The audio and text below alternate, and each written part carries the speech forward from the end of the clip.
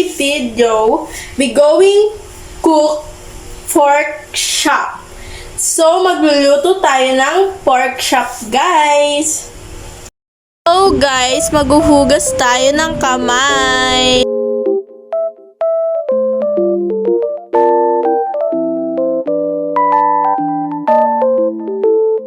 Guys, uhugasan natin ang ating pork at kung makikita nyo, wala yung kataba-taba. Puro siya laman para healthy. So guys, papakita ko sa inyo na puro siya laman lang at walang taba. So yun guys, gagawin natin, ihiwain na natin ang mga pork ng paplaten. Ganon.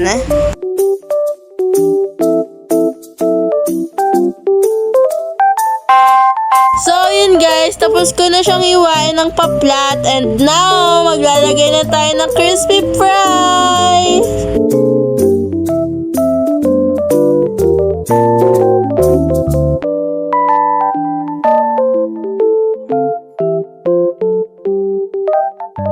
So, guys, i-coat na natin siya ng crispy fries.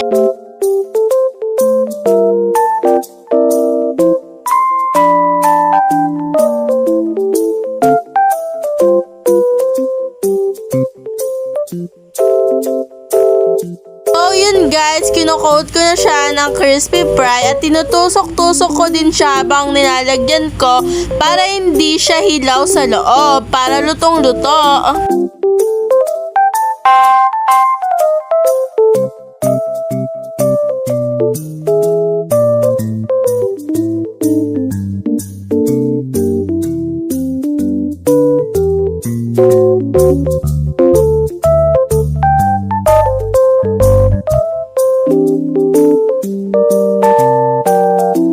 Pagkatapos natin i-coating lahat ng pork chop guys, ipiprito na natin siya. So, lalagyan natin guys ng used oil. So, okay na yan. And we going to painit the oil. And ilalagay na natin yung pork chop guys. Papainitin muna yung oil guys. So, yun guys, mainit na and ilalagay na natin ang pork chop. We going to lagay guys the pork chop. Ayan. Ay, hindi pa pala siya super init pero ilagay ko na para hindi tumalsik. That's our pork chop.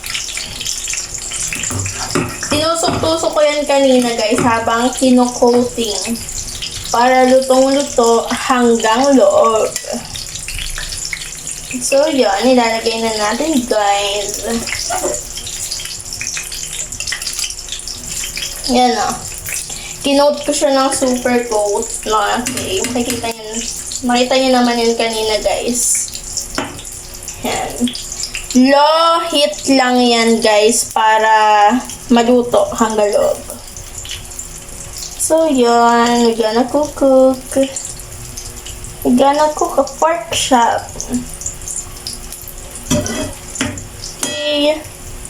Later na lang ulit guys. So yun guys, naluluto na siya. Hintayin ko muna mag golden brown yung ilalim para hindi dumikit sa pan guys. So guys, babalik na rin natin.